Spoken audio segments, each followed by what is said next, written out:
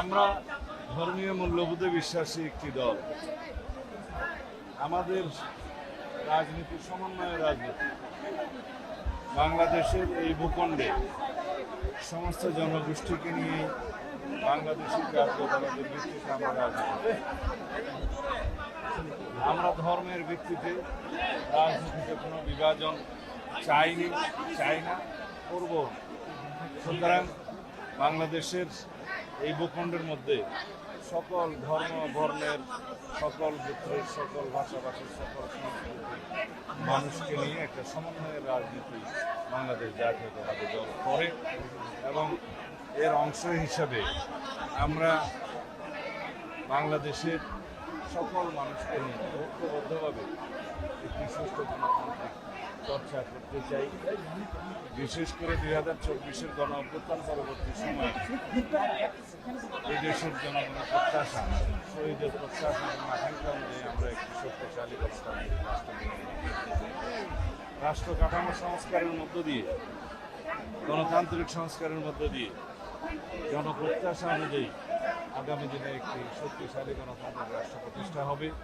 এই লক্ষ্যে আমাদেরকে আগামীতে বাংলাদেশের একটি জাতীয় সংসদ নির্বাচনের জন্য সবাইকে অংশগ্রহণ করতে হবে। গণতান্ত্রিকভাবে যাতে আমরা আমাদের ভোটাধিকার প্রয়োগ করতে পারি, সেই জন্য আমরা দীর্ঘ লড়াই সংগ্রাম করেছি। আজকে সেই অধিকার প্রায় প্রতিষ্ঠা হওয়ার পথে, পূর্ণাঙ্গ প্রতিষ্ঠা হবে যেদিন আমরা সুষ্ঠু নিরপেক্ষ একটি সুন্দর জাতীয় সংসদ নির্বাচনে আমাদের নিজেদের ভোট প্রয়োগ করতে পারব, জনগণের ভোটাধিকার প্রয়োগ করতে পারব। সেই জন্যই আমরা প্রতিনিয়ত সবাইকে আহ্বান জানাচ্ছি, আগামী জাতীয় সংসদ নির্বাচন হবে বাংলাদেশের গণতন্ত্রের পূর্ণাঙ্গ প্রতিষ্ঠার জন্য একটি সফল পরীক্ষা।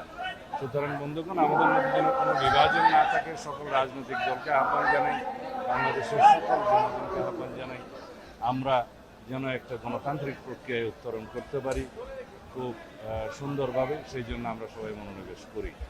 আমরা অবশ্যই স্বীকার করব, বাংলাদেশের সকল জনগণ এখন নির্বাচনমুখী। বাংলাদেশে এখন নির্বাচনের আমেজ চলছে, আবহাওয়া চলছে।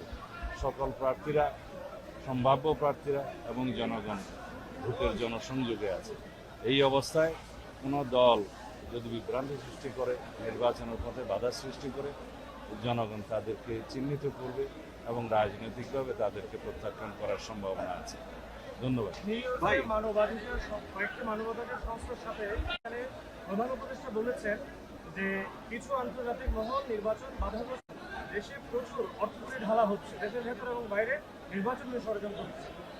আপনার বক্তব্য তান্ত্রিক উত্তরণের এই যে প্রক্রিয়া, তাতে বাধা সৃষ্টি করার জন্য কেউ কেউ ষড়যন্ত্র করছে, সেটা দৃশ্যমান।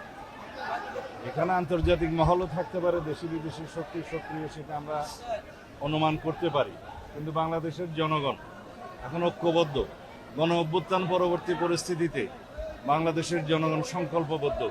এদেশের গণতন্ত্র উত্তরণের পথে যারাই বাধা সৃষ্টি করবে এবং কোনো রকমের ষড়যন্ত্র করবে, সে দেশি হোক বিদেশি হোক, তাদেরকে তারা প্রতিহত করবে।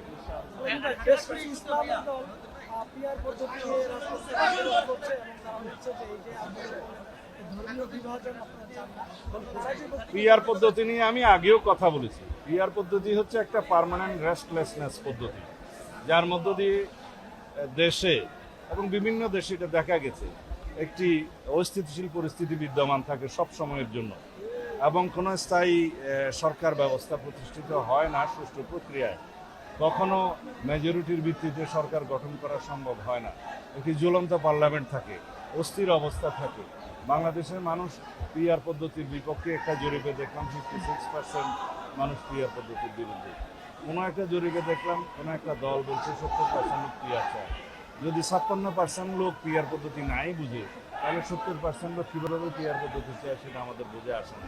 আমরা পিআর মানে মনে করি পাবলিক রিলেশন, আমরা পিআর মানে মনে করি জনসংযোগ। এখন সবাই জনসংযোগে আছে, সেই পিআরে আমরা বিশ্বাস করি। যারা প্রপোর্শনাল রিপ্রেজেন্টেশন মানে পার্মানেন্ট রেস্টলেসনেস প্রতিষ্ঠা করতে চায়